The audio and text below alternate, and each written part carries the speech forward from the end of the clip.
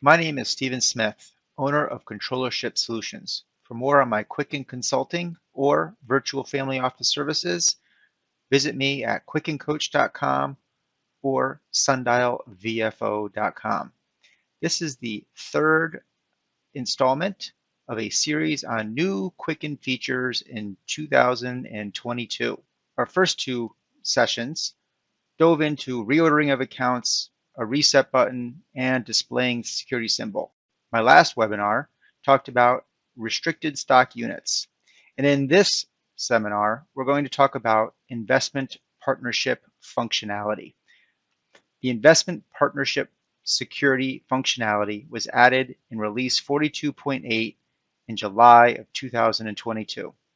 Specifically, it says added the new investment partnership security type and asset class design for tracking venture capital investments. And we're going to talk about what was actually added into the Quicken program. We're going to walk through the functionality, and I'll provide some commentary and thoughts on the feasibility and functionality that was offered to us. For a lot more information, you can go to the Quicken support page and you can read all about the investment partnerships in Quicken. This is produced by Quicken. It's part of the help menu, and you can go to Quicken support. And there they will give their definitions and their terms for all of the different commands and functions, what it does, the reporting, and the feature sets. And we'll reference quite a bit of that as we go and progress throughout this seminar. Just a quick background on what an investment partnership investment is and what we are talking about. So we are talking about what is typically a real estate investment, but it could be anything, anything venture capital, private equity, where the investor is an LLC, a limited partner. There's a general partner. It's often an investment that they are not playing an active role in. There are three components in the legal department. Typically, it's a subscription agreement, which is an application. There is the operating agreement, which is the rules and required by the state. And then there is a private placement offering memorandum where they go into the details about what you can expect as far as the distributions. And then there'll be all these complicated terms like pro rata and annual return, Class A and B members, general limited partners, etc. There's preferred returns, there's high water marks. The list is endless and can be quite complex. A few additional terms that we want to kind of get squared away before we dive into the product. First is the K1. That is the taxable document you receive at the end of the year that shows you what taxes you have to pay on the pass-through income of your investment, whether it be ordinary income or rental income. Then there is a part of that K1, which is the taxable capital account. The capital account on the K1 is your taxable capital account and essentially is your basis in that investment. It is a component of the contributions that you have made, your initial contributions, not the commitment, but the initial contributions, less any distributions, regardless of why the distributions were made, plus or minus the pass-through taxable income of that entity. So in the different aspects of that entity. And that just goes beyond the net income and expense, but can include a whole bunch of different numbers. Finally, there's the partnership capital account concept. This is all of the contributions that have been made into the partnership capital, less any distributions, minus the returns of capital, plus accrued preferred return. This is not taxable. And the key concept in this particular capital account is the preferred return. Often what will happen is the investor will be promised 8% or 7% or 10% on their money before there can be what's known as a split or a promote or an incentive fee to the limited partner who is doing all of the work. And then that is usually split 70-30, 80-20, depending on the terms of the agreement. So let's move on. Here's a K1 just quickly. that kind of talks about it, and we will come back. But let's go into the product right now, and let's start talking about what exactly are the new features in the partnership functionality. What I've already done is I've created an account as part of my sample balance sheet and my sample Quicken file, and I've called it partnership account because we want to isolate this investment in a specific account. Now, when we hit enter transactions, we are going to see all of the commands or the things that we can do with investments, buying, selling, interest. What's new are these 5 options: partnership setup, partnership closeout, partnership capital call, partnership distribution, and partnership set value. So we're going to walk through what each of these will do and how we can leverage this functionality. So the first thing is partnership setup. So let's pretend it's January 1st, 2021, and we are going to do a deal, big real estate deal. Okay, so that's the name of the fund. Maybe it's called LLC. And we have committed $200,000 to this. Typically, any investments will go from 50 all the way up to 50 million or 5 million. You do have to be traditionally a sophisticated or accredited investor in order to take part in these types of investments because they are not as regulated, they are not insured, and they are not monitored by the SEC. And then the tax ID, we'll just put in a tax ID 1, 2, 3, 4, 5, 6, 7, 8, 9, 10. Okay, so this action creates a Quicken security of investment partnerships that you can use to track the performance in a partnership such as a venture capital or private equity fund. Excellent. Okay, let's hit done. So what we've just done is we have now created a holding. So if we had anything in here, we would be able to go into the security list and see it. So let's go to tools, security list, type in big, and there it is, big real estate deal. Okay, so there is our new security. No activity yet. So let's see what our next command does. So our next command says, we scroll down to where it says partnership. And I don't think we're going to do closeout. We'll do a capital call. So here's a capital call. So this is what they do when you say, we've already committed $200,000, but now they might need it in different tranches.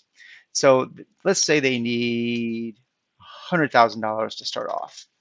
We're going to select 100,000. We're going to select what deal this is, and we have to understand where the cash is coming from. Now, if we select this particular account, partnership account, then what we'll need to do is we'll need to make sure that we have it transfer in from one of the checking accounts into the partnership account.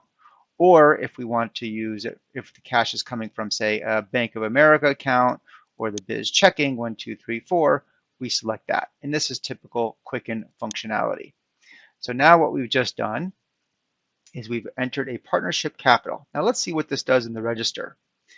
Essentially what it's done is it's translated that partnership to a typical ordinary bot command. And if we go back into the bot, it really looks just like any bot that you would see anywhere else. And then it just was a shortcut to say we bought 100,000 shares at $1 capital call. It pre-populated that and the big real estate deal. And now, because I forgot to change the date, we want to make this January 31st, 2021. Let's see if we can retroactively fix that. So that's the first thing. And now you'll also notice that we have holdings. So now we actually have holdings. Now there's a little secret in here. The quote is not correct. That's because when I was playing with this, I had another deal and it was in here and I had created a security. So I'm going to go to more, edit price security, and I'm going to manually take out those 2 price securities. Okay, so there's our deal. So now let's go to the next command. Before there's a distribution, let's pretend there is another capital call. And this capital call is going to be on February 28th, 2021. Same thing, the big real estate deal. And this is going to be for $50,000. And this cash will also come from the biz checking. Okay, so now we have two different items. Now another month goes by. They've purchased the property. Maybe it was a rental property. Maybe it's turning out money. The next thing that frequently happens with these deals is that there is a distribution. So what we're going to do is we're going to say, okay, what happens when there is a distribution? Well, let's pretend that this happened on 4/30/2021. And then this is the big real estate deal. Now they give you two options. There's cash or stock. The vast majority of the agreements I've seen have been cash. And let's pretend this is a $10,000 distribution, okay? And that this cash went to back to our biz checking account. Now, I actually did that for a reason, because in playing with this, I realized that when I hit just to two inside the account, like just to the regular account, that it was not calculating correctly in some of the reports. So let's head distribution. So now let's also see what this does. So notice we have a miscellaneous X, and really the miscellaneous X is again a very typical Quicken command. It's just the income command where they populated the miscellaneous box, and it's a cash distribution, and it's pointed to the realized gain category. We'll talk a little bit more about that in a bit. So that's kind of what has happened. All right, so now we have looked at the 3 of the 5 commands. We've looked at the setup, we've looked at a capital call, we've looked at distribution. Now let's talk about set value. So we'll say, okay, set value comes along. So let's say we get a statement on January 30th, 2021, and they tell us that our it's worth $170,000, let's say, $175,000, and we hit done. So what's going to happen on June 30th? Well, it's going to do the math and say, well, you did have $150,000 in here, but now it's worth $175,000. So we just changed the price per share to $1.17. Now you don't see anything in the register, because what we've just effectively done is we've entered in a new change in price. So let's go into here, let's go into more, edit price history, and there we can see the price, 1 to June 30th. Now, again, I was playing earlier, so let's get rid of that March 1st, 2002 typo here. And that way it will reflect, and now it's $175,000 in the market value. It preserves the basis, it just changes the market value to whatever we want. Okay, before we go into the last command that Quicken is giving us, let's go into some of the reports that they're giving us. So if we come into reports, and go to investing, we see 2 new reports. Investment partnership summary. Let's look at that one. So this is the partnership summary. Let's expand it. And we'll see there's the name of our deal, the partnership deal that we created. There's a tax ID that we created. We did this on January 1st, 2021. We had committed an amount of $200,000. Remember, we had paid in $150,000, and we have a remaining amount of $50,000, and we received $10,000 back.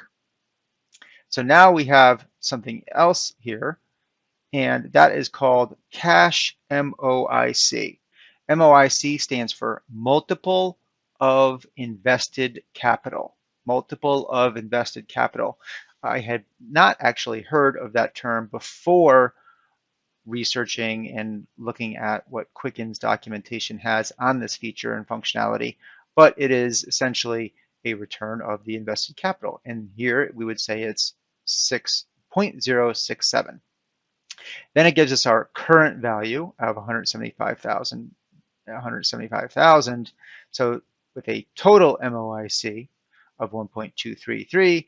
But the more familiar concept would, in my opinion, is IRR, internal rate of return, which is 14.67, which does make a lot more sense because we had contributed $100,000, then $50,000, then we received a $10,000 distribution.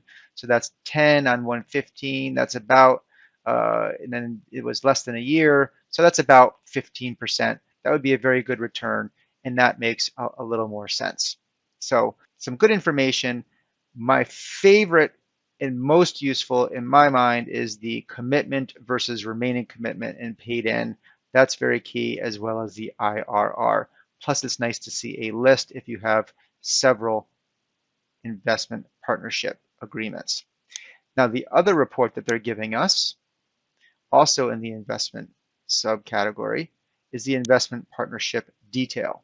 And this just gives the account, the date of the transactions, what happened in that on that date, and the amounts in and out with the description. So we can see here amounts in 100,000, 50,000, 10,000, 175,000 ending value. Again, that's how they're deriving the 14.67%. Also, a very valuable report. Another new feature set offered as part of the partnership functionality is the fact that we can look at the asset allocation report and we have a new asset allocation alternative. So the if you're a fan of using asset allocations, there's that 175,000 under big real estate deal, and this is a new asset allocation. This has historically been a somewhat limited selection to put in your asset allocation. So it is a great thing that we now have more options and more flexibility surrounding this for the people that choose to leverage these style reports. All right, let's go back now to our register and let's explore what the final command does, which is partnership closeout. We're going to now say that on 7/31/2021, big real estate deal ended. And then it's just a matter of hitting end and done. So currently we have a value of 175,000. And what it's going to do is it's going to set a value to 0 and hide it in the security list. And when we look at that, what that does in the command, it enters a remove. And so the removal goes away. Our account goes to 0. We see nothing left in here. And we also see nothing left in the reports. So what that did is it again entered a removal. It also hid the document. So if we go into the security list and we type in big, see it's hidden. If we unhide it, because I actually don't want it to be hidden, because I may want to come back and see what I had committed and that it was what I had paid in distribution, that kind of thing.